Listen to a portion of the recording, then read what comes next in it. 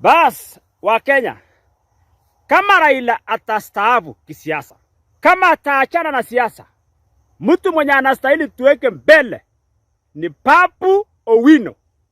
Na mtu asiniambie ati ni mtoto, ati ni bado mdogo. Uchumi ya nchi haitengenezwi na use. Ni akili na performance ya mtu. ODM party, kiongozi mwenye ako na akili juu ya akili ya watu wengine ni Babu Owino. Kiongozi mwenye ana ukabila katika Jamhuri ya Kenya ni Babu Owino.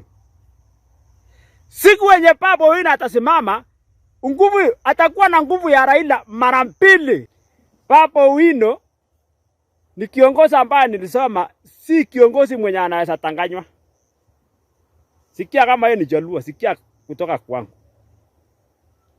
Babu Owino anaamini macho yake, ni kiongozi ambaye anaamini macho yake. Mtu mwenye anastahili ashike usukani baada ya Raila Odinga ni Babu Owino. Babu Owino ni kiongozi mwenye amesaidia watu wengi, ambaye hata sio wa Jaluo peke yake. Yaani yeye yako na Ukenya, ya si Uchaluo. Anakuanga na Ukenya, si Uchaluo.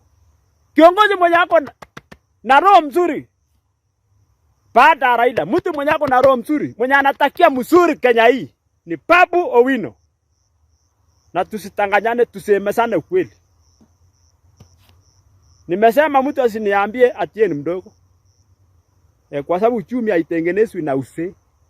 Sasa Babu Owino jiandae baada Raila kusema ameachana na siasa. Utupe line up. Wewe ndio tunangoja sauti yako. Sasa